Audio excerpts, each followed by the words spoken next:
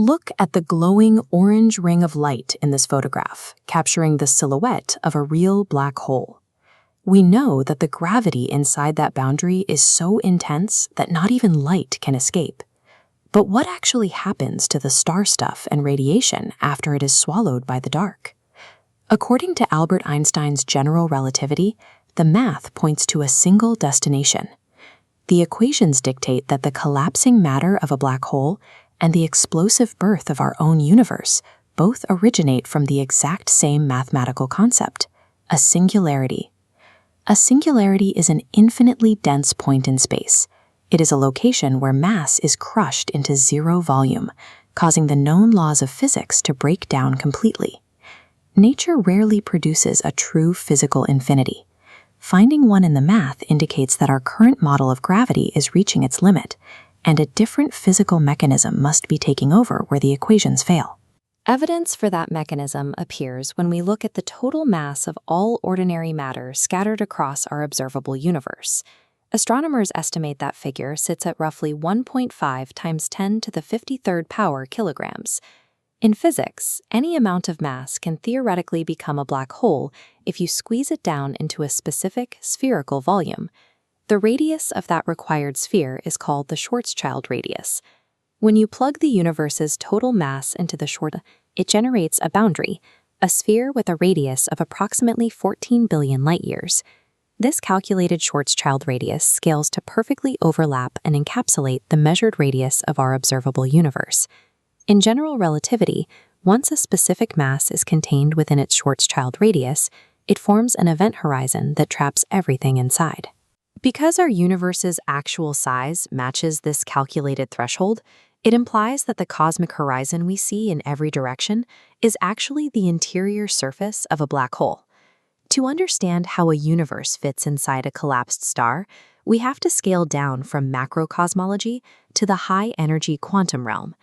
Imagine plunging through the dark event horizon, riding the fiercely collapsing matter all the way down toward the absolute center of the star. At this microscopic level, standard general relativity needs an upgrade. In the 1920s, Élie Cartan proposed an extension to Einstein's equations, which factors in a crucial quantum variable that original relativity leaves out. That variable is the intrinsic quantum spin found in fermionic matter. The quarks and electrons making up the collapsing star are not completely static points. They possess an inherent rotational property. When particles spin, they interact with the space around them. This rotation physically twists the fabric of space-time, generating a force called torsion. We don't notice this because at normal densities, the twisting force diffuses into a flat macroscopic plane. But inside a black hole, matter is compressed to the absolute limits of physics. Under those extreme pressures, the accumulated torsion from countless spinning particles shifts from a negligible quirk into the dominant force of nature. Consider the final milliseconds of a dying, collapsing star. The core caves in on itself, forcing subatomic particles into unimaginably tight quarters. As the density spikes, the twisting force of torsion scales up exponentially. The closer the spinning particles are pushed together, the harder their localized twisting pushes back against the surrounding gravity. Before the collapsing matter can reach infinite density, this twisting creates an insurmountable physical barrier.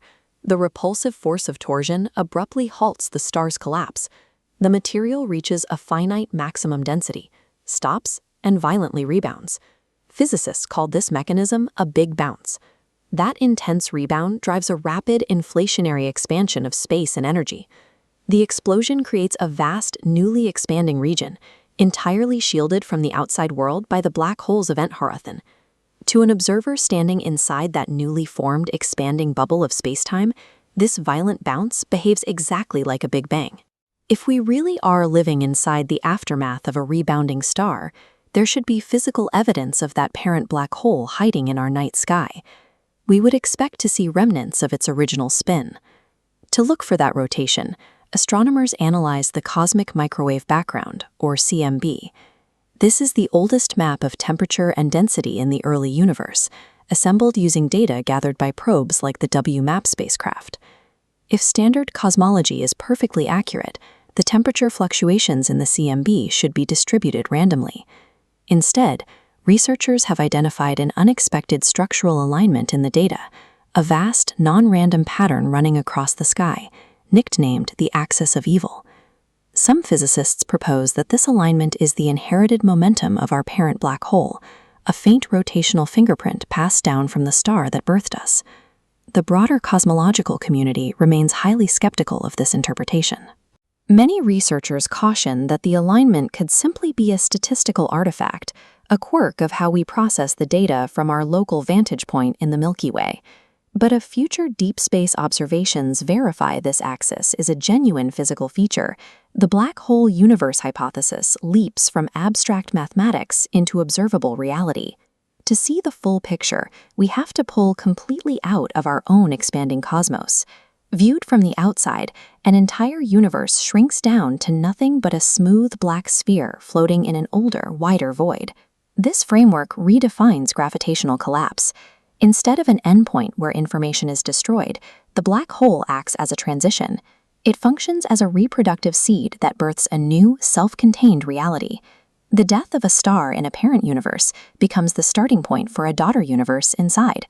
Reality becomes a nested, infinite chain of universes. Every cosmos produces stars, which collapse to form black holes, which in turn bounce inward to create daughter universes with their own unique physical properties. This leaves us with one final, unavoidable question. If every universe we can conceptualize is birthed inside the dark boundary of a collapsed star, whose universe are we living inside right now?